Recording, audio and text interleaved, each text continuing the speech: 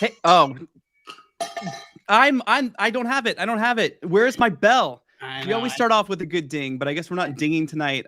Jason is my mind is a little boggled by the episode we saw. So I know. I did the ding for tradition, but it feels kind of celebrational, and I don't really feel like celebrating tonight for obvious reasons. But I think I think everyone was tweeting us and messaging us privately and saying, hey, we really need to talk tonight. Please don't skip. And Jason and I definitely were not going to skip this episode. No way. You know, it's so funny. Before we get into it, guys, I just want to welcome everyone, and especially everyone listening on the podcast. Welcome to Anchor Watch, our late night below deck chat.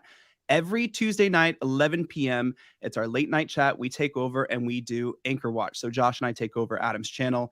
And tonight we have a couple of people joining us. We have Bailey, who's joined us before, and we also have Captain Sean in here to answer some questions at the end.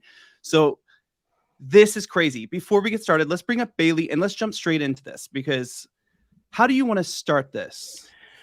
Well, hi, Bailey. Bailey, welcome to the show. Bailey, welcome. For those of you guys who might not have met Bailey yet, good friend of ours, and I just love her. She's a good friend from outside of here too, like in the real world. So in the real world, welcome, Bailey. Also need to come back sooner than later, so I can come back on a happier. I know.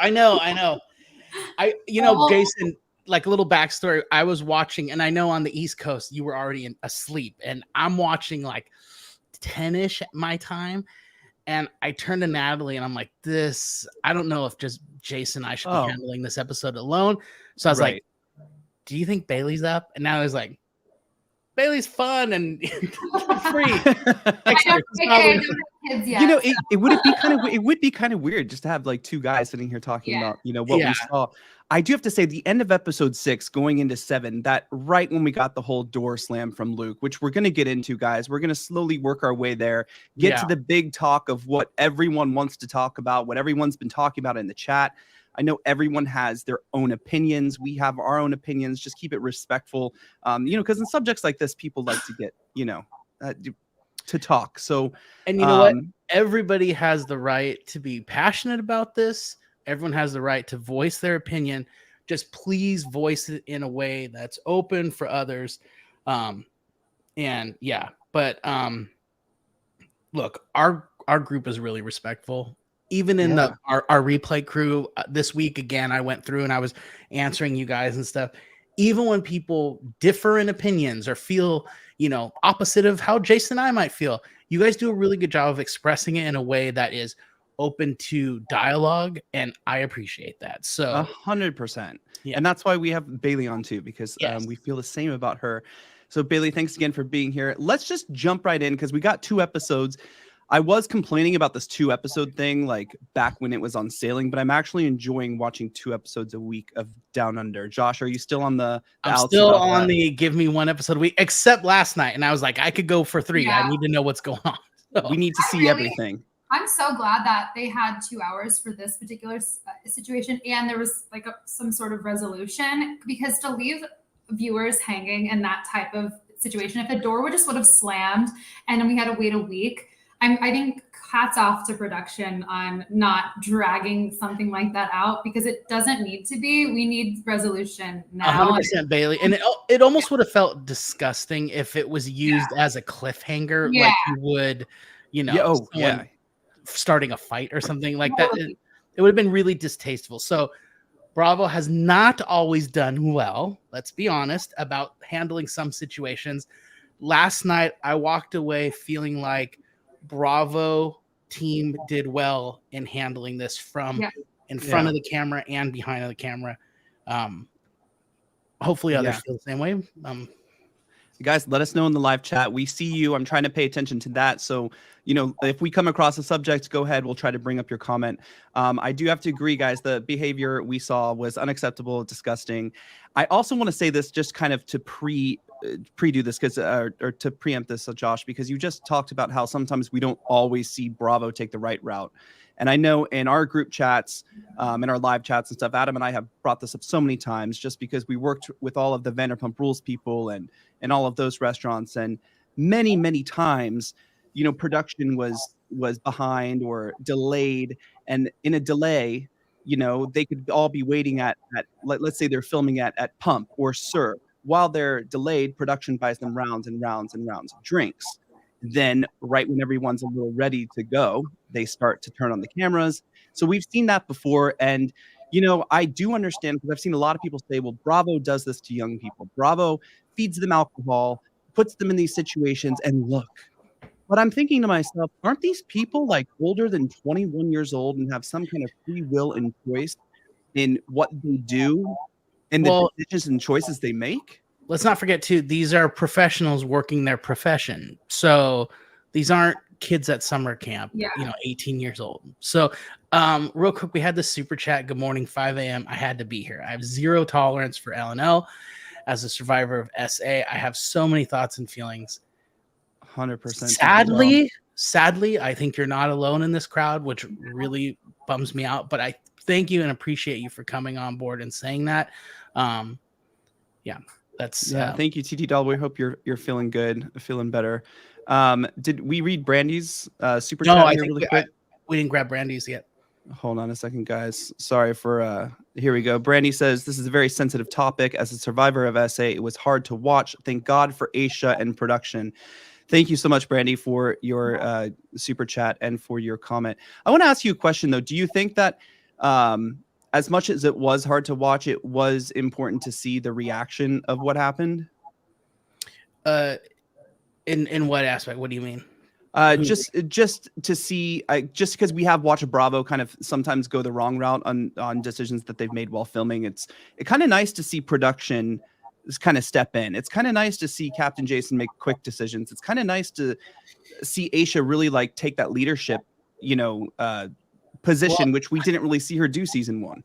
Admittedly, Bailey, you're way more experienced in the Bravo world than I, so I feel like you could actually speak to this better than I can. What are your thoughts? Yeah, I mean, it was super enlightening to see it, everything transpire so quickly. That's kind of what I was saying earlier, that I'm glad it was in a 2-hour episode and we were able to get it resolved quickly. But what I thought, I don't even want to say the word liked about viewing, not the situation, but the things beforehand, the behaviors that Luke and Laura were both doing throughout all of the episodes leading up is what I found interesting, where I was like, there is a pattern here with both of them. And it's not to say no one could have avoided this situation, both the situations at all. I'm just making a point that there were behaviors that were very similar, where they were both probing so hard and being so incredibly aggressive, and both victims in this were saying no multiple times. So you're seeing it on television, having them say no, and you're seeing it's insane. So I'm going to come to your point really quick, Bailey. This is one episode with Laura and Luke, the other culprit, and then you have, of course, this episode where she's there again trying to get on the top bunk when she isn't wanted. It's insane. It's insane. So grateful that we were able to see like that, because I actually watched both of these episodes after knowing the situation. So I was kind of hyper aware of their behavior. So I was like tallying all the things that was happening, that was like piling up. And I was like, no, this doesn't happen at the end. No, it does not. And sure enough, it's just insane. So nothing anyone could have avoided. It was crazy and eerie to watch the behaviors leading up. And something to kind of to think about this season leading up to this. So, I mean, we're in it. I guess we're going to talk about it, right? There's really okay. So I mean, we can talk about what led up to this situation, what happened, and kind of everyone's thoughts. I see it already in the live chat, but just to bounce off. In a quick recap, we see our chef, who I'm really enjoying, and I want to ask you guys how you feel about Chef Serena this season, because I think she is killing it. She made a boo-boo last time, and then this time redeemed herself in a meal that she has never made for a memorial of the primary guest's mother, and she killed it. She pulled it off, and it's so interesting to me because until we got to that situation that happened in episode 7, everything was going really well. We were enjoying the show. The boat, the deck crew brought the boat in at night when there was a storm. We saw the chef turn it around, the interiors working well together, and then boom, we get hit with this. But how did you feel about the chef, Chef Serena in particular, and our biggest tip this season? And we love big tips here at Anchor Watch. Yeah, you know what?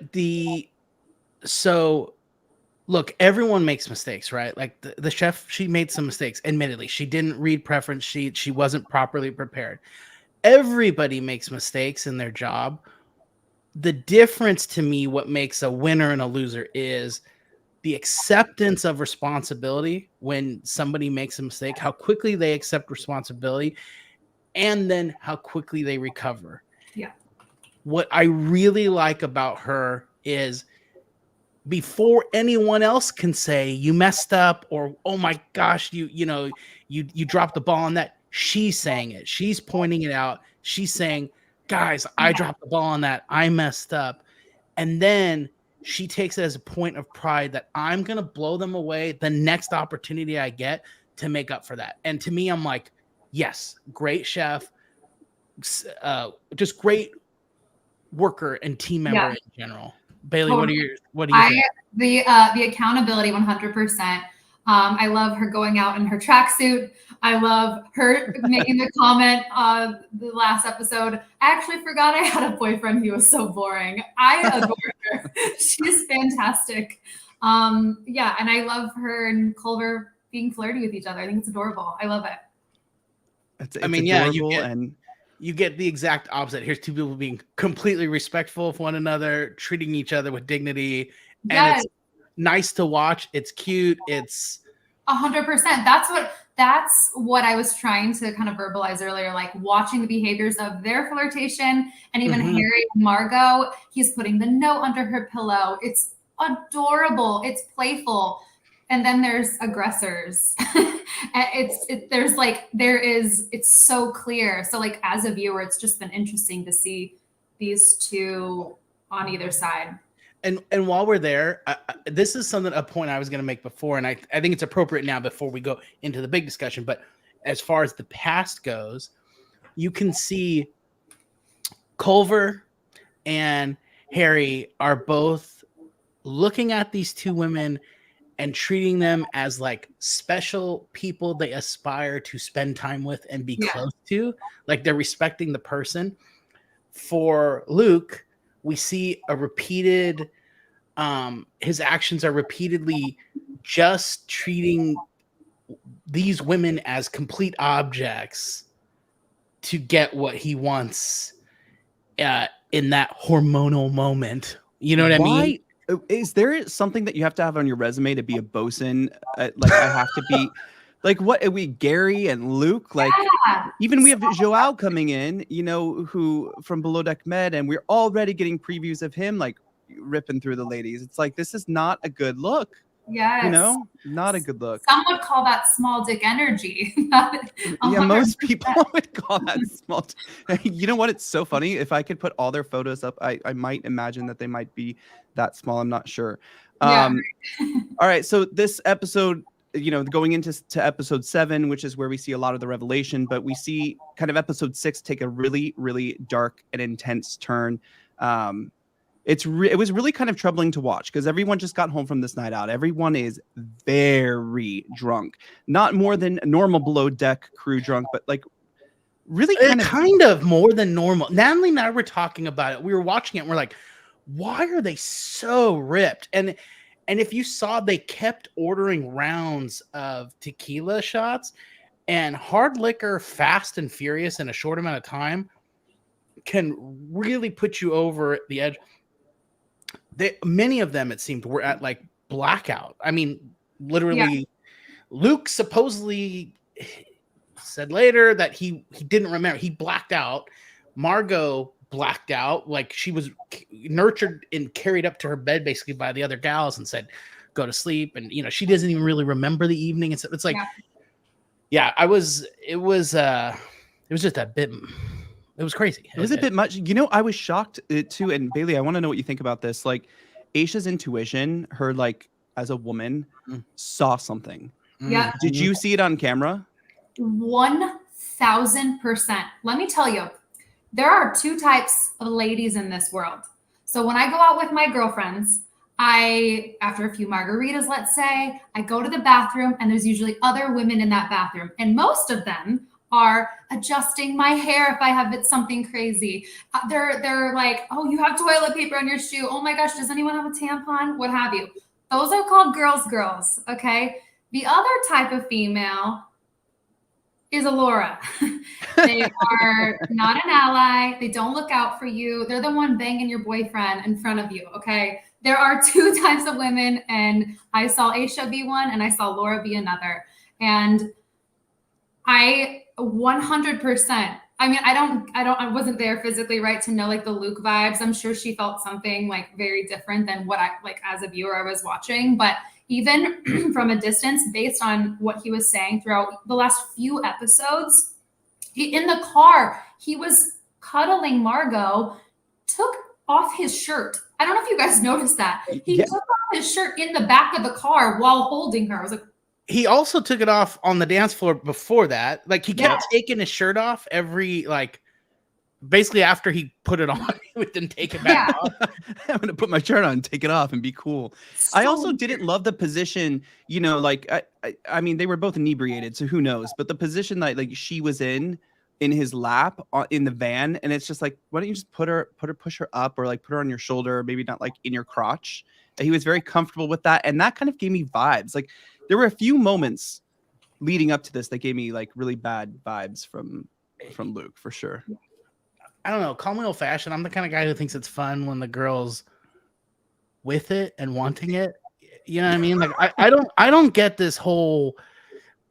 It is a different mindset of a guy who can take advantage of that. It's gross. That situation. It's disgusting. And it's like, as a father too, like I have a 5-year-old little boy and a 2-year-old, almost 3-year-old little girl. I'm worried like crazy for her. And I'm also like hypersensitive, like things I say and how I'm raising my son. And it's just scary. And it's only getting scarier because I feel like in the culture, like, I don't know, the objectifying of each other in general is being like ratcheted up. And like, I don't know, I sound like such a prude, but like things aren't special or sacred like they used to be. I mean, the fact where a dude like Luke can go out and kind of expect something on a first date and some girls will be totally down just bums me out. Like, I'm like, where are we as a society? Like, have we progressed? Is this progressing? Like, is this good for us as our soul, as a general population? I don't think so. I really don't. I listen, and we're this is why we have shows like Below Deck, Down Under. Totally. Because it never progresses, it just gets worse apparently. I honestly thought Gary's comment about the period was the maddest I'd ever be, and very wrong. This is the maddest I've ever been. Very soon after. I mean, I don't know if there's something to the formula. I don't know what it is they're trying to do with these certain situations, but I thought the way this situation, again, like we said before, was handled was a little more appropriate. We saw the producers intervene very, very quickly on Luke. And when I noticed it was going to be a big problem, is when he got up and got so mad, and you could see it in his face. I have a photo. You could really see just how angry and aggressive he was in his face to close this door on producers. And he kept saying, F them. Like, you ruined I had a good thing going there. Like, it was really Look at her. It was like evil. Look at her. She's not there. And then he asked her too right before, how you feeling, Margot? And she wasn't feeling well. He said, are you a 9 out of 10 or a 10 out of 10? She said a 10. I want to sleep. Yeah. That means get the hell out of my bed. KC brings up a really good point. I'm still disgusted by Luke kissing Margot without her consent. The first night out. Oh, yes, I totally forgot. Another example of the behaviors, the tallying of behaviors. Yeah. I mean, It's insane. He made a comment in that same night, let's see if I can get you alone. Come cuddle me, like all of these things. And by the way, Laura was doing a lot of these same things throughout the night. We'll get to her. We are definitely going to get to her. I'm like, it's hard not to like draw the line between the two because there were very similar behaviors, but so unexpected too. Yeah, go ahead, Josh. I was just gonna say, Jason, tackle these two super chats because I think we definitely should highlight. Absolutely. TT Doll, thank you again for the super chat. Did you hear Laura said that she had lovers around the world? I bet she is stalking them. There can only be one way she has lovers all over the world. She has proved it on this boat. It is just really pure stalking. Do you know? And thank you again, TT Doll. Those eyes are pure evil, Black. I assume. Yeah, she was referring to that photo. Yeah. That one? No, Jason, go to the one where he's. I think she's referring. Yeah. Oh yeah. Oh, those eyes weren't. Those eyes were gone. Yeah. They were gone long before. You know what was quite interesting too about Laura? I forgot my train of thought here, but is I just wasn't expecting that. You know, we had watched her like kind of just it's gotten so annoying that I'm annoyed as a viewer watching her, but she did issue an apology on social media, I think today or yesterday, saying that she apologized for maybe not seeing what was actually happening or maybe not being aware. But I'm like, really, the proof is in the pudding, and the pudding was in your face. You were told exactly what happened. Don't give me this. You didn't see it. You were told. Did Jason not sit the crew down and have a discussion? So let's work through the timeline. And so this incident happens. You know, it's very serious too when the producers are breaking the fourth wall, excuse me. They don't like to be seen. They don't want to be shown. They don't want you to know there's producers. They want you to feel like we are spying on a crew and there's not cameras there. It's not a TV show. We happen to be catching them in raw moments. The truth of the matter is this is a production with a huge team. I mean, Captain Sean has already told us there's literally a second yacht right outside this yacht with a huge production crew. And they're doing like, there's so many people. When they have to step in front of the camera to save a crew member and stop something like this from happening, wow, have you have crossed a line. And so we see that's what the end of the first episode, the first half, I should say, of this mega episode ends with the crew going, hey, Luke, you need to open the door. You can't do this. You can't do this. And they had teased us with that. We didn't know what it was. I thought it was going to be he got in a fight or something. He seemed like a hothead. Right. Yeah. I didn't know that they were essentially saving a girl from being assaulted. But they step in front and then they pull him out. They make him leave. And thank goodness they stayed there until he was in the clear. Also, I'm just curious, was it coincidental the power went out or did he trip it out? That's one I didn't get. Some people have been saying something because they said it wasn't the power that was supplying the boat. It wasn't the power on land that went out. So I don't know. I'm not sure. Yeah, that was strange. It's almost like he pulled the inside, tripped the power and then ran to her room in the dark. But like that would be the cherry on top of this. That'd be I assumed it was like a coincidence, but he took advantage of the situation. Gotcha. He like sprinted down there. He didn't try and suss out the power. He ran down to that room, threw his towel off, and ran into her bedroom. Right there. Okay, we've seen the crew before. This is the issue. We see the crew before. They go and they cuddle or whatever, you know, their little one night stands on the boat or whatever the hell happens in that crazy world. But they go in and whatever.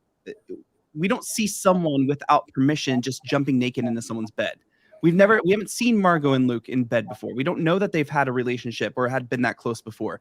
And then there he is just jumping in like that. I think that made it kind of even more inappropriate. Yeah, 100%. For sure. But, you know, while this is going on, we have a situation of our own with Laura, who just won't leave Adam alone all night. Where it was the crew nights out, and I don't know what is into her. It just, she called Luke her boyfriend. She's calling Adam baby, and now she wants to give him a massage. And I just don't know if she knows how this works. Well, you know, and again, we have another person treating other people like objects. She didn't genuinely like him.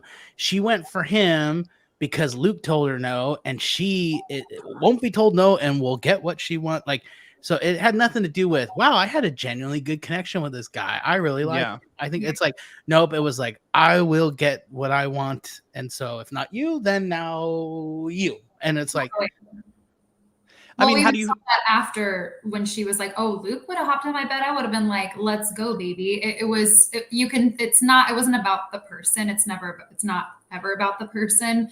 It was everything to do with ownership and pride and being a shitty person. Being a shitty person, looking for the wrong kind of tip. Let's unpack that. Bailey, tell us, like, so what happened? So Luke separated.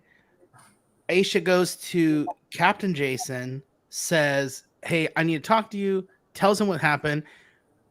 To his credit, he immediately walks over, gets the room key, lets himself into the room and says, buddy, you're going to a hotel tonight, and gets him right off the boat.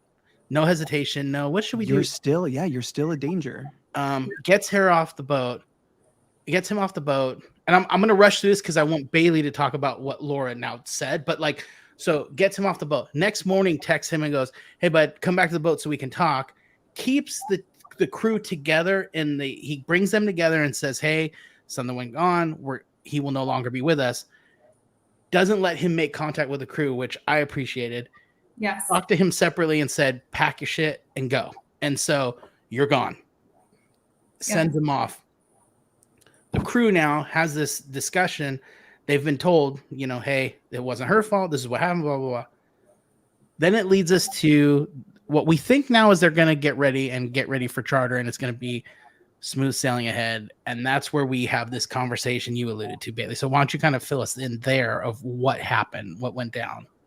Yeah. So everyone kind of leaves that parlor area. Margot and everyone at this point is like patting Margot's back and checking in on her and giving her all the love. And we hear her comments later, and she's like talking about how sad and embarrassed and disappointed she is, but she also felt so much love. So with all the love she's getting, here's Laura they're hanging out on the floor post meeting with Captain Jason. And she was kind of probing Margot, like, hey, what happened? Like, what's going on? And Margot opens up and tells her, which she did not have to do. And following that, there was no, are you okay? I'm so sorry that happened to you. Her first concern was, I'm so sad Luke's going. That like blew my mind. She was so upset that Luke left and there was no opportunity to say goodbye. She questioned Margot on the validity of her story of what happened. She was quite literally like tearing up. And then following that, multiple times she had interactions with Margot, and not one time did she ask if Margot was okay, by the way, which matters, right? In all of this. Right. It's like what you were saying earlier, two kinds of girls, the girl's girl and the one who's, non-girl's girl. Yeah. Non-girl's girl. Yeah. Doesn't necessarily have to be a guy's girl, but just like a non-girl's girl, which is the part that matters. And being a non-girl's girl, she was Team Luke and was vehemently pissed off and sad that she didn't get to say her goodbyes to Luke. Yeah. Yeah, we have some super chats here, Jason. Why don't you... Let's go through them really quick, too. Also, TT Doll, thanks again for the super chat. How do you feel about Ashley Gary's situation after what we've seen now? I hate this. I'm a spokesperson in Norway for people that are victims. I love Captain Jason and Aesha. Yes. I agree. Ashley and Gary's situation... I mean, do you remember that? I mean, yes, he disappointed. Yeah. He disappointed and creeped us out all season. Unfortunately. Yeah, Ashley was an aggressor. I agree as well. I think they're both aggressors, but it was just toxic. And I do think it's a little bit different situation, but it's similar bucket, right? It's all the same crap, and it's still equally awful. TD Doll, thank you again. I felt it from day one with them both. That's interesting. I want to bring this comment up with Worth Avenue Yachts, guys. Worth Avenue Yachts is in our description below. If you want to know more about yachting, we have actually Captain Sean here from Worth Avenue Yachts and from Below Deck tonight. and they say power outages are probably the engineers switching generators. The boat is quite old and they don't have a seamless transfer, which is very interesting. I can't wait to ask Captain Sean about that. Yeah, and that's also like, how lucky are we to have Captain Sean and Worth Avenue Yachts like support for our show? The fact that we're talking about the industry, but we actually have the industry in here answering questions and 100% teaching us about things that like we would have no idea, about. And it's zero. It just adds such dimension to our conversations. Like we're super lucky to have that.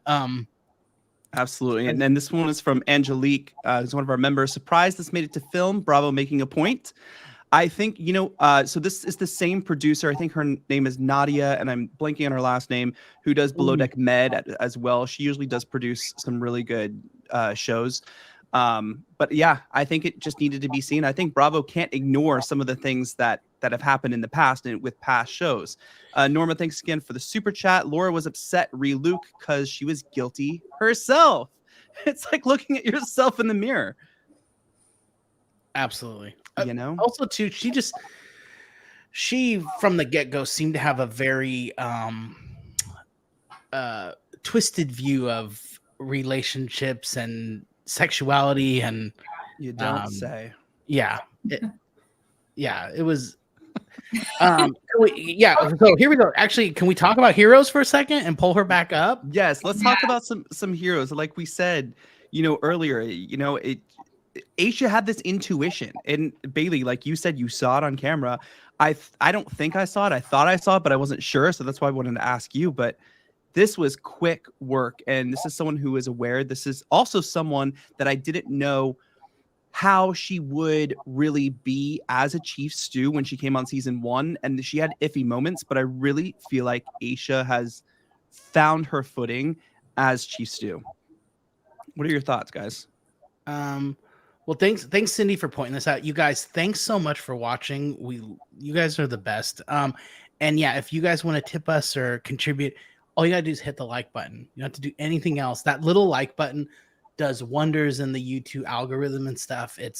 So if you could hit that, we would greatly appreciate it. Whether you're watching now or in the replay crew, yes. Would love to see this thing go. Like, I would love to have like 300 likes before this episode ends. If we have so many people watching, it would be. Let's do it, guys. Let's do it. We appreciate you guys being here too, especially so late on the East Coast. Yes, but Jason, what were you asking? Just thoughts on Aesha and finding her footing as like Chief Stew. You know what I mean? I feel like we've always loved Aesha. She's always been a fan favorite, and then we've watched her under Hannah and under other people, but season 1 of Below Deck Down Under, she got the chance to step into this position. And I feel like her and Jason too have really stepped into these roles that I think we've been missing since Lee and Kate Chastain. But I just wanted to get your thoughts on live chat. Chime on this too, because I know everyone has opinions about how people Bailey, compare to Lee and Chastain. What do you think of our Chiefs do? Okay, on a quick lighter note with Aesha, her comment before everything goes down when Laura was insisting on using real limes over being more efficient with the lime juice, she goes, "What's this chick's deal? Does she have stock in lime?" I paused it and rewatched it multiple times.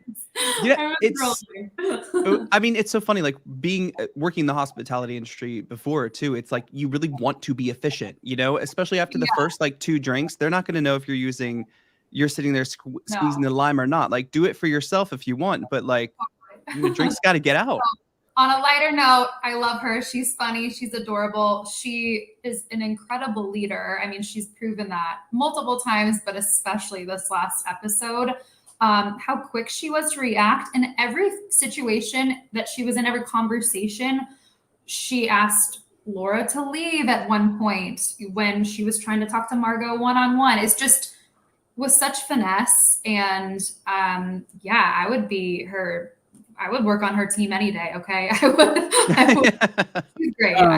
Fantastic. Something I really liked too was earlier when Laura came to her and said, "Hey, I'd really like a break from the nights," and basically was like, "Can you do them?" The way that Aesha handled her and was like, "No, that's not what I've done." Like, that's insane. But I just like how matter of fact she was, how firm she was. Like, to me, it was a good leader. And she had to deliver a strong message, but didn't shy about it, didn't hold back. I really appreciated how wow, guys, I love you guys. Thank you. Wow. Yeah, thank you guys. We appreciate you. Elaine, thanks for updating us. That was way quicker than I thought. So guys, let's go to 1,000 tonight. No, that's, you guys are raise your expectations, beautiful. Josh. We have a good crowd in here tonight. I know I should have shot higher with this group. Man, you guys are awesome. Thank you. Yeah, I think I just really respect a leader who can, it's not fun to deliver those kind of messages. It's not fun to be the quote unquote bad guy sometimes, but also like a leader who realizes sometimes like, okay, you're putting me in this position now. You know what I mean? So that's on you. And like just delivering the message. She impressed me because at times I'm like, she's so easygoing about stuff that sounds like, is she a good leader? I start to question a little bit because she's but she's great. This is what hands down. Yeah, that was like exactly what I was saying too with Aesha. Like season 1, Aesha, she had someone, a Stu in the same position as Laura, kind of mouth back to her, and she dealt with it differently. This time she nipped it in the butt like ASAP. It's like I'm getting this over with so we don't have this issue anymore, because then it just carries on and people hold the resentment and then the energy changes and it's just weird. Also too, you guys, wasn't it heartbreaking when she shared something had happened to her? Yeah. And that's why she was ultra sensitive to the moment and saw that look in his eyes and immediately reacted and was like, yes. Like, it was heartbreaking to hear she had already gone through that. Totally. Which unfortunately, which is probably why she was more hyper aware of some of the behaviors leading up, because she is that person for her friends at the club, what have you, when she's back home. Because I know I am when I've been in, I can't even tell you the amount of situations that I have been in where my girlfriend's dancing on a guy and there's a look and I can't even just, it's a Luke look, whatever that look was in that photo, but it's that dark-eyed. Yes, we're like dancing and you're like, we literally, and if tell me in the chat if you know what I'm talking about, but like you go like this to your friend or like you kind of go like this, like, okay, bye. And then you get away and you run and you go far away and you go to the next bar or another location in the place. Bailey, I'm so ignorant to this stuff. Yeah. Because I don't have to deal with it. Listen. And it blows me away to hear girlfriends like you share these stories and stuff. And I'm like, what? And the fact that you guys talk about it so casually because it happens all the time. I'm like, how lucky am I? Do not leave your drinks. Like, do not even look away for a moment. And I'm talking specifically about the situation with Margot and Luke. But as women, we're coached to avoid hazardous situations, be assertive, trust your instincts, communicate your boundaries, respond physically if you have to. What's so messed up about all of this is Margot she did everything she possibly could. She was in a safe place in her bed. And I appreciate Captain Jason saying something later too, like that's supposed to be your safe space. Like that is your bed, that's your home. And you do not cross those boundaries ever. So that was what was she was literally asleep, which is ultra disgusting. Like you can't even say like she was leading him on. She was in her room sleeping. No. With her head and body turned away, like she didn't want to be bothered. Like she said earlier, I want to go to bed. 100%. And Serena, I was like, bless you for saying this. She said something along the lines of like, women can be blackout drunk. They can stand in a room naked. You can do anything, baby. It doesn't give anyone the excuse to do what he did or anything else that crosses any of those boundaries. So also shout out Serena. Yeah, seriously. Okay, let's go through some super chats. If I don't know if I've hit it already. We didn't hit this, Mary, did we? Based on future episodes preview, I wish they would have gotten Margot therapy. So someone else said this too in the chat. Hold on just 1 second. Thank you so much, Mary, for the super chat. We really appreciate you. Fear061, thank you for the super chat. Laura and Margot share a room. Margot told Laura first thing, and Laura asked, did Luke have an election? Then she was sad. Luke might be in trouble, which is very, yes, very true. Christopher also says, going back to Mary's point, the trailer for the upcoming weeks makes Margot look bad because we see her drinking, and then we see Joao come back. He's going to be our bosun, ASAP. We're going to see him next episode. And he kind of gets in the middle of the whole Harry and Margot situation, which we just want them to be together. Why is that? Why is that so hard? I don't, but I mean, you're the only one, I think. Apparently, there's 2 other people who did agree with me in the chat last week. But yeah, this is such a heavy, serious subject. I don't want to judge anything off those previews yet, because that's like, this is something where you want to be rock solid that factually. Last night we saw, there's no denying that, like, gross, this stuff, the preview stuff, it's so hard to tell.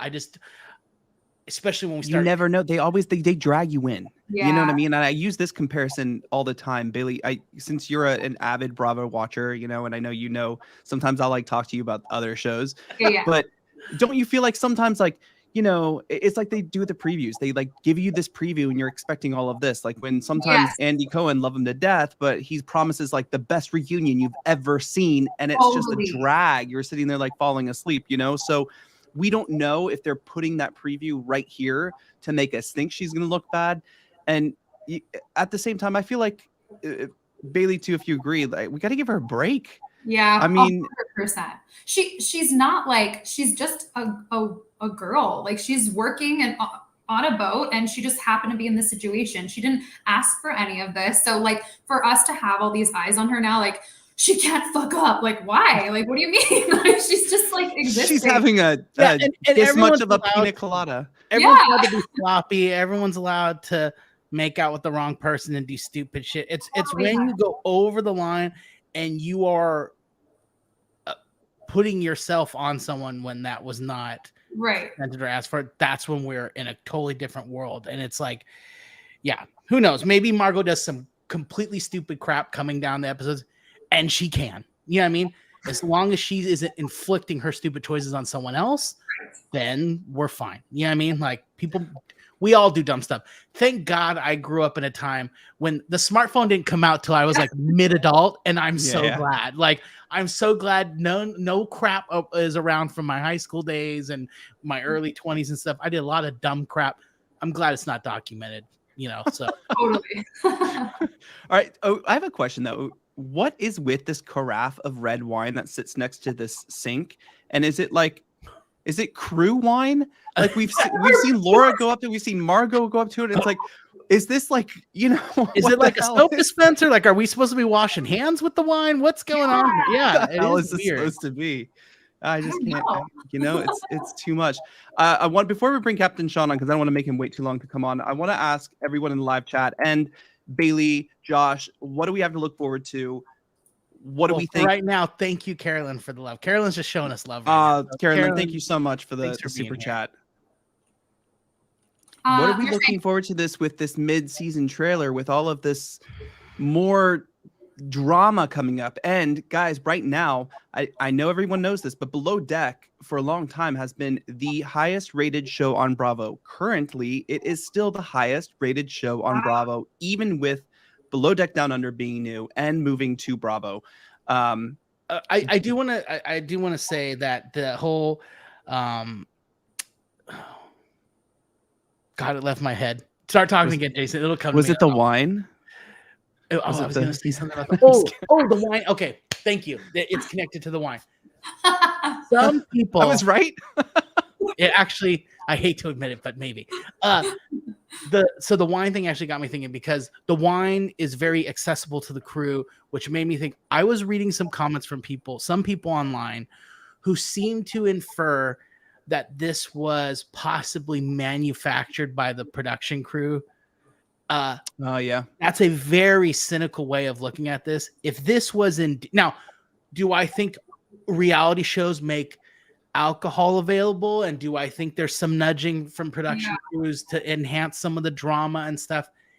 Yeah, absolutely. Like you'd be nuts. Like anyone who's done Vanderpump Rules, Jersey Shore, Bachelor, Housewives, Bachelorette, you're told that they are fed drinks all day long and stuff. There's a lot of that to bring down inhibitions. Do I think the production crew pushed Luke and Laura into making these horrific choices? No. And I think that's a very cynical view of the show and of the production crew. So anybody who's thinking that, if that is true, I don't want to live in that world. I pray to God that's not happening, but that we saw the production crew stepping in to save and help her. I don't think that would be the same crew that would be setting her up for something like that. So I just want to say that because I don't like that vibe out there. I don't like people talking like that. And I think that's totally unwarranted. Yeah. And it almost in a way, it's like, so are you trying to give an out to people who did something horrible? Are you trying to give them an excuse why they did it? Like, you know what I mean? Because if so, I don't want to hear your excuse for those kind of people's actions. You know? Yeah, no, 100%. Josh, I do have to bring up two live chat and a comment because listen, guys, BravoCon 2023 is coming up. And I do have to say they are still have not finalized all of their moderators or panelists. So, Brandy, thank you so much for the super chat. You guys are amazing. I agree with Adam that you need to be on the panel for Below Deck at BravoCon. I'm telling you, we want to do that. So that would be awesome. And Greyhound Girls, please, if you can help us start that, we would love you. We would love you. That would be amazing. All right, guys, let us know if you're on the replay crew, because we do have a very strong replay crew, what you guys thought about this episode. Leave your comments below. Keep it respectful. And Bailey, before we bring up Captain Sean, I'm going to let you go, but really appreciate your thoughts tonight. And thank you so much for joining us. And will you come back? Duh. I said earlier, I just need to come back on like a lighter episode, you know? Yeah, let's talk some dumb shit, Bailey, when they're doing stupid stuff. Yeah, like maybe Culver and Serena are making out and we're going to need to talk about that. Yeah.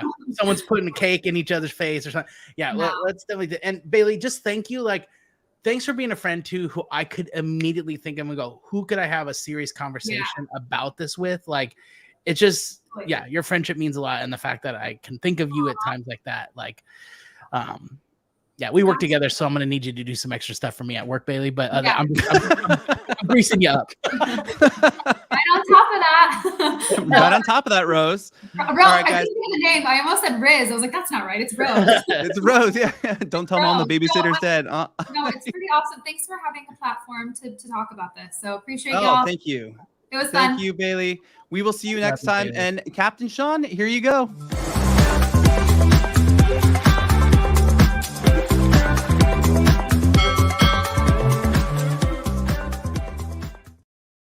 Good evening. Good evening. Look, it's magic. We brought on Captain Sean. He has been absent for the past couple of weeks, and we've gotten a lot of questions for you, Captain Sean, but we're going to keep it pretty brief tonight because we need to pick your brain. All right. I'm just throwing some of the love that Bailey's getting up there. Man, it's so great for her to join us. Everyone was, and then everyone's also throwing out the love for Captain Sean. Oh, thank you. Here we go. My love right back at you. Sean, really quickly to start us off, I made a compliment on this yacht that is being aired on Below Deck Down Under, in the sense of, you've taken me on a refitted kind of yacht like this that had a different purpose before. Now it has been repurposed in a luxury form as a yacht. And a lot of people are not really loving this yacht, but this comment from Worth Avenue Yachts: is this a common situation for the power to go out while they're switching generators? Yeah, so that's that's actually, I'm incognito as Worth Avenue Yachts this evening, but yes, yes, 100%. So she's an old gal. Single screw means it's only got one engine, but yeah, so the power on that boat,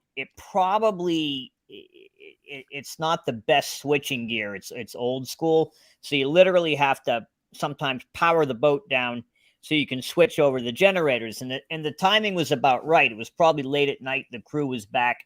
The guests were asleep. I mean, I don't know if there were no guests on board. It was after the charter. So it was the perfect time to switch power over, which is what I guess is exactly what happened. Now, everyone's saying this yacht is kind of ugly. I mean, what can I get your thoughts, your complete honest opinion on this? On this yacht? Yeah, she's yeah, no. Okay, hold on. I will defend this old. Sean's used to the best of the best. No, that's not true at all. I think Sean said that he actually had champagne dispensers while he was working and stuff. The finer things in life, caviar on the mast and stuff.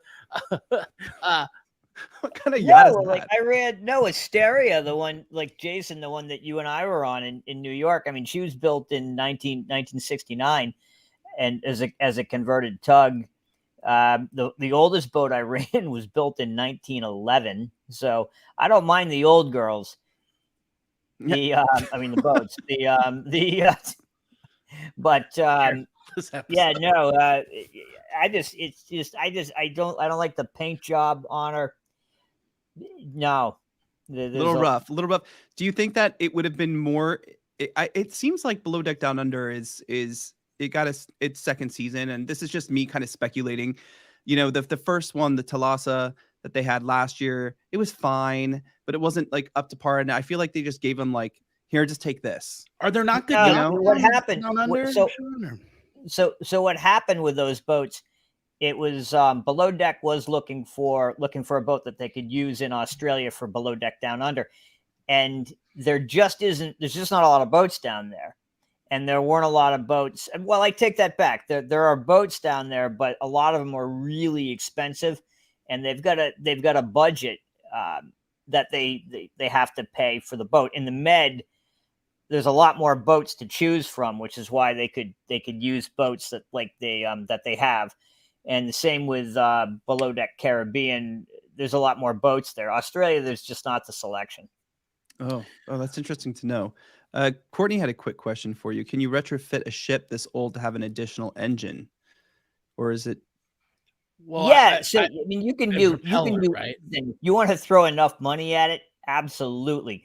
But the better way to do it would be single screw boat, which means single screw means it only has one engine. But like Asteria only has one engine, but it also has a bow and a stern thruster, and subsequently it's pretty maneuverable. So that would be the way to go. That's interesting. Josh, did you have a question? Yeah, but it'll come to me. I don't know. My mind is like all over the places. Listen, it's a conversation we just had. I know. I'm so focused on that. I'm still focused on the episode. You know, that's going so fast with so many people in it, and I'm trying to like pull some of the chats up and like stuff like that. So, yeah. Here's one. Looks like back to that. It's like I'm very fortunate. The problem, I mean, Jason handled it 100%. I mean, he got him off the boat right away. It just removed him from the situation. He's like, yeah, you're going home. The production crew, I mean, Bravo gets a lot of guff for kind of putting the crew into dangerous, like appearing to put the crew into dangerous situations, or because they're going for the drama. But I'm telling you, I never had a single bit of direction from any of the people, any of the producers from Bravo. And they really go to great pains to make sure that the crew is mentally prepared for the job. And then there's aftercare afterwards too, because a lot of the times, like with some of all the pressure and the messages that people get and the fame, and they make sure that there's psychological counseling for the people that happen after the show. So they do care about the people that are on the show. And for them to step in, like Josh said, to break the fourth wall and pull that off was good that they did it. They didn't keep the cameras rolling type of thing. That probably, by the way, what you saw there was probably several instances that I'm just guessing now, but they probably took them aside like a couple of times. They're like, "Hey, dude, stop this!" And finally, they just ripped them. They said, "Nah, we're cutting it." And I really like this comment, by the way, from Fear61. Thank you for the super chat. Just wanted to say their yacht is ugly as hell. Captain Crunch has a better boat than his cereal box. Okay, hey, let's not talk bad about Captain Crunch's boat. That's a badass boat. And then over here, sorry. Oh, whoop! There we go. Mary Sue, Sheffy needs a workable galley. Captain Sean, is this another problem what we could throw money at and get her like a decent galley in that ship? She has about a square throw foot. Money if I get a decent boat. Don't refit. I mean, someone's gonna really love it. No, I mean just let it go. Unless you want to throw a ton of dough at it. People ask me, they're like, "Should I refit my boat and upgrade it?" I'd be like, "Okay, well, how much do you want to spend?" And they'd be like, "Well, I want to spend $2 million." I'd be like, "Well, you need more like 10 to really get the boat that you want to get." And they're like, "Well, we might as well just buy a new boat." And I'm like, I mean, listen, Adam and I had a much nicer kitchen in our tiny apartment in New York City, like much nicer. It's very interesting. Hold on. Very interesting Jason, to see. How did we blow over this one? Everyone wants to know, our resident Carmen Sandiego, Captain Sean, where in the world are you right now? Well, I'm in a beautiful tropical setting, can't you tell? Oh, of course. Yeah, you must be very near. No, I'm still on Cape Cod. I'm not in my house. I'm in a top secret undisclosed location. So we'll leave it at that. Why don't I believe you? Just kidding. It's for everyone else. Okay, it's not for you. I gotta say, the penitentiary there is beautiful, Sean. Yeah. Right. Yeah, I appreciate you sharing some stuff about production, because I've been seeing a lot of that go on, especially right now, because there's a former housewife, very big housewife, Bethany Frankel, who is attempting to unionize reality TV and kind of make sure that people are protected, probably for certain situations and things like this. But it had me thinking, and I had a question for you. Would you ever see hope or think the yachting industry would ever unionize? Has that ever been talked about in that industry? It's really tough you'd have to do it internationally. Now, there's a lot of international rules that protect sailors globally. And that goes back to literally like the 1600s. And certain things you can and cannot do. And there are better flags. So you'll see the flags in the back of the boat, little Cayman Islands or whatever, and they ascribe to different rules. But essentially, there are rules that protect sailors and seamen on board vessels, things that you can and cannot do. Like if somebody gets hurt on board a boat, you can't just leave them and just say and fend for yourself. It's a really old law called medicine and cure. You got to take care of the people on there. There are old seamen's homes that are around the world. One of the oldest is Queen Victoria's Seamen's Home, which is in London, which I've actually had lunch in that. And there's places and organizations that take care of people that are in the industry. The problem with yachting is that they're generally not legit seamen. And they're not commercial sailors. Sometimes they're private. They're all over the place. They're transient. They haven't really made it a career. So how do you put in protections for people coming into the industry? It is a topic. I think if you union, there's stuff. The industry is so heavily regulated now compared to when I first got in, and some of the regulations are good. Some of them are a little bit hamstringing. I don't know what would happen if I think the threshold of entry to the industry would be raised, and I don't necessarily think that's a good thing, because it's much like the circus. There's not so much the circus that you were in, but just kind of like the general circus. I want to run away and join the circus. Kids that don't really know what to do with their life can take a 1-week course and jump on a yacht and have these amazing adventures, and that would change if it was unionized. As far as You've mentioned before. The idea. Yes, sir. Oh, this is dumb. I was just saying, I like the idea. I want to believe that Captain Sean, part of his work and the rules that you work under are from pirate tradition. I really hope they are. I mean, okay, good. Like, I really hope you're working under pirate law. It's so legit. Absolutely. You know, Sean, you've talked about before though, like, you know, if you meet the right person, they can be trained to do the job adequately. So would that take away from that? Would having some kind of formation make everyone go through the same training? Everyone have the same. Everyone does have to go through, like, to get an STCW certificate. It's 1 week of it's 1 week of training. But I can find someone that's outside of the industry that has the skills that I need, and then say, hey, go do this course. Come on board. We'll get you trained up.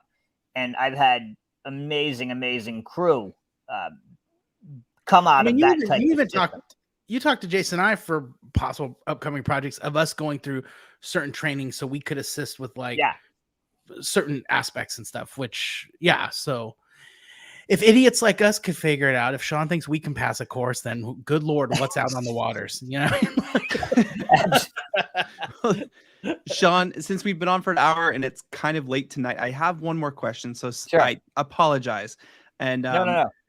How many crew have you ever worked with that have had the problem of having seasickness?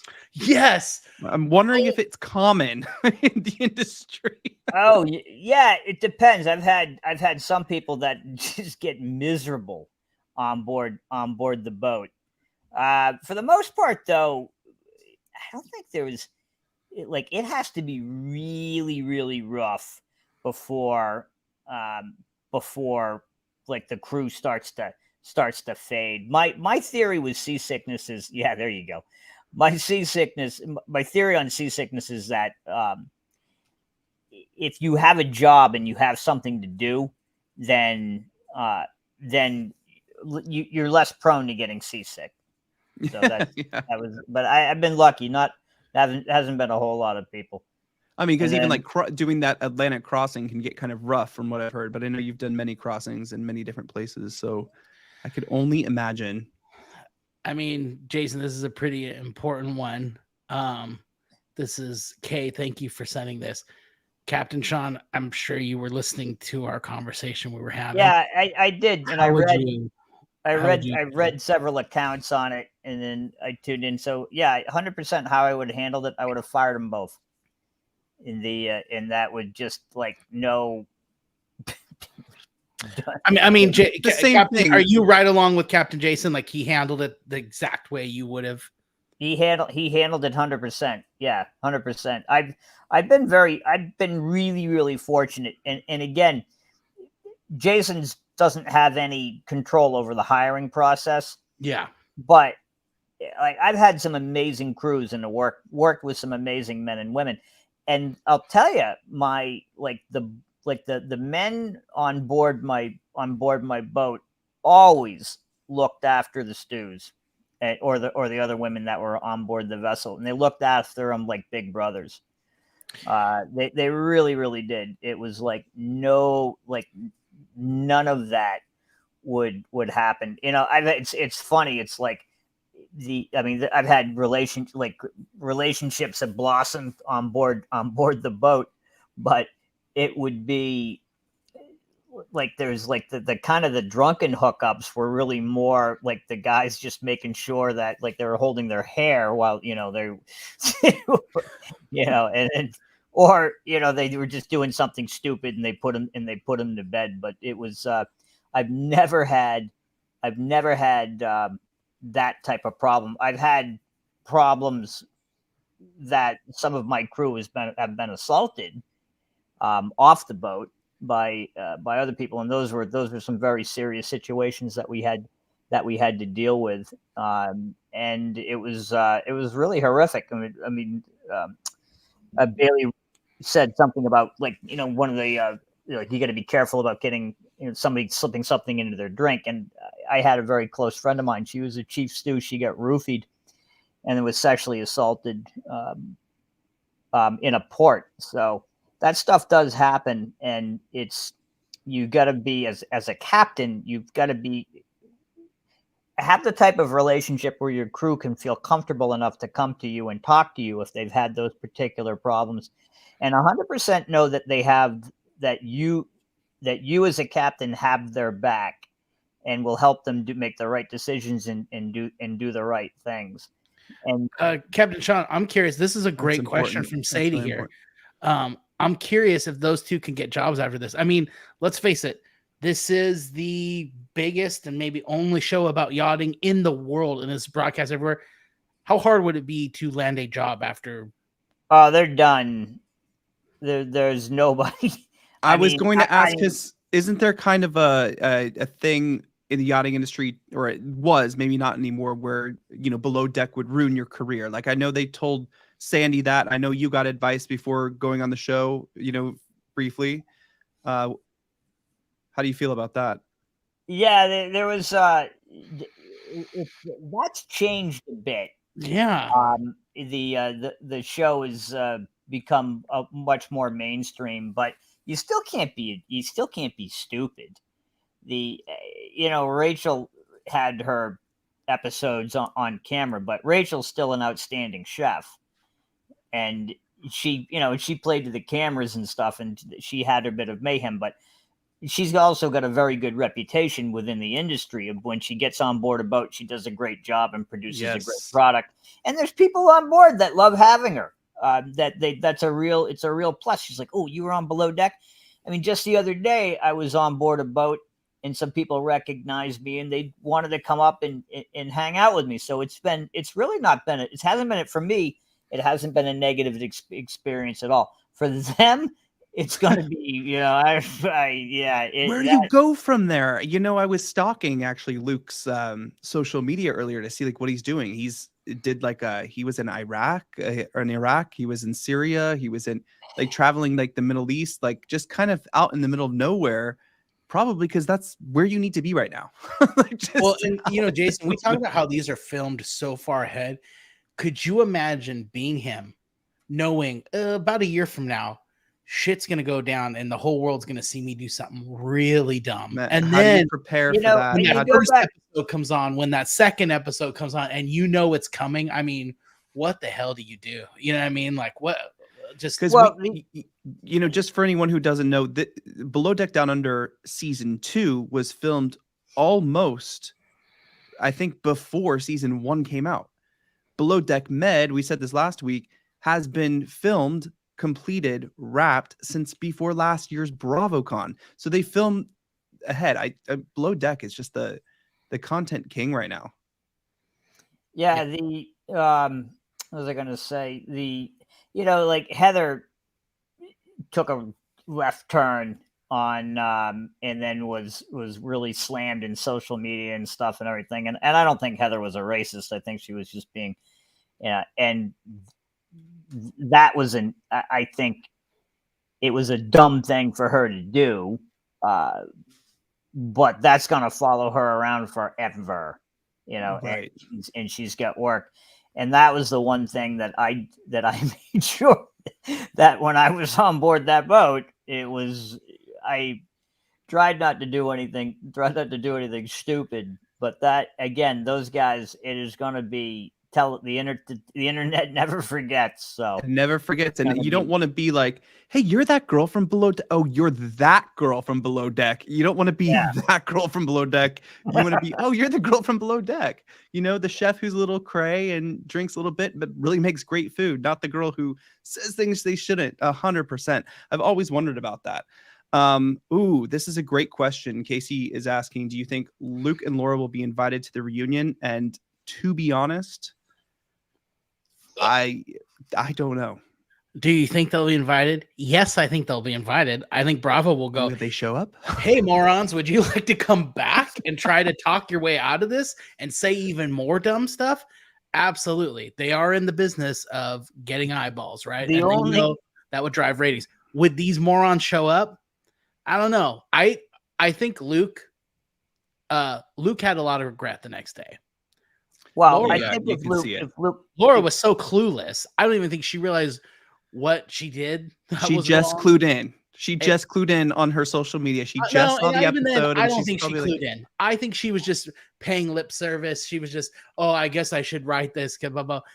I don't, because the way she just repeatedly had those conversations that episode and just had zero empathy. That's what I will say. She has zero empathy. She did not empathize with the person who was victimized, who was going through any kind of pain. Didn't see that. Instead made it about her.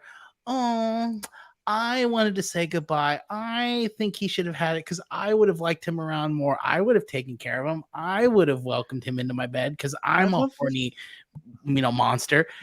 It was all about her. She had zero thought about, and that was her thing. She had zero thought about Adam too, when she was just like had no care about what he. Anyways, we're going back into this with what he wanted or what. Will she show 100%. Up? She might show up. She's stupid enough. I think she might show up and great TV, right? The only thing with Luke, I mean, he could claim the alcoholic card and go to rehab. That's the only card he's got to play. Obviously, he should. Doesn't forgive him. No, right? No, 100%. Guys, we have a great chat tonight. 738 in the room. Hit the like button if you haven't done so already. We really appreciate it, guys. Every Tuesday night, we are here 11 p.m. to cover Below Deck. It doesn't matter which franchise. We're always here. Anchor Watch. If we take a week off, it's just like a week. It's never too long. And Captain Sean, we always appreciate having you and your insight that you can give, especially being a very well-respected captain in the industry, but also having been on Below Deck. Thank you for slumming it with us. Yeah, we appreciate it. Always a good time. And if you want to slum it a little bit more with me next Tuesday, or Tuesday morning, I'm doing a live webinar with myself and Bill O'Leary, who's one of the funniest Aussies I know and the author of the Southeast Asia Sea Pilot. He and I are going to be touring Thailand on the Worth Avenue channel. So very fun, guys. So wait, Sean, where do we find that, Sean? Just so everyone knows. On the Worth Avenue channel. So that'll be at 9 a.m. So the Worth Avenue is linked below, but once I get the link for his Captain Sean's exact talk, I'll go ahead and put that up as well. Sean, you've done a couple others on like the Bahamas and other places too. Your New England, your knowledge of it, and I got the chance to go on a boat with you while you were driving through Nantucket to Martha's Vineyard to Cape Cod. It was just it's amazing to see your skill set in life in person. So and then I'll be from the September 17th to through the Monaco show. We'll be live from Monaco. Love that. I love that. All right, Sean, have a good night. Thank you again for joining us. We really sincerely appreciate you. And I know thank you to everybody everyone here does too. Love you all. Bye, guys. So Lena asked, what did you guys do with Adam? Guys, so I know we got probably a lot of new viewers this week. So this is Anchor Watch. Every Tuesday night, Josh and I take over Adam's channel to recap Below Deck. Let's be honest. Adam gets up so early to get ready for you guys. There's no way he could do this at this hour. Jason is being a trooper and doing this with me at this time because it's after I can put my kids down and then we do this. So thank you guys for doing this late night show with us. Love it. And thanks, of course, to Adam for trusting us to be honest. If you notice, there's no other people running shows on. He's very particular about, his show, his channel and the quality and stuff like that. So hopefully you guys feel we're keeping up the quality of what Adam gives you guys. Absolutely. As I know Adam goes back and forth with Below Deck franchises and stuff, and he is very heavily invested in Down Under. So maybe we need to have Adam stay awake one night. Let's do it. Let's give his 2 cents. Maybe he can get a special guest to come on with us as well. I will send him a Starbucks gift card and we'll maybe we can get Adam to get a little coffee before so we can get through the night. It would be good to have him. But yeah, guys, thank you guys so much. Thanks for the love. Thanks for the likes. Seriously, guys, thank you. And special thanks to Bailey. How lucky were we to get Bailey to come in here and share this with us last minute too. Yeah, I mean, very sweet of her. And thank you guys. This was a tough one. It's obviously a very it's a touchy topic, but this is something we need to talk about, and we need to put a light on this for obvious. There's a couple times we've had to talk about these heavy topics on Below Deck, and I'm glad we do. We have a really great space. We always thank all of the subscribers, everybody in the live chat, of course, our moderators. Even though we have such a respectful live chat whenever we go live for Anchor Watch, we appreciate the moderators for being here. Especially tonight, the chat's going wild. I don't even know how the moderators were keeping up. So thank you guys. You guys are like speed readers, but yeah, you guys are all wonderful. Thank you. Thanks for hitting that like button. That's our tip. So if you guys want to give us a big tip for this charter, this episode, thanks so much. What a night. And what a night. Seriously, Josh. I guess we'll see each other next week. Absolutely. Right. What do they have in store for us? Bon voyage. Bon voyage. Good night, everyone.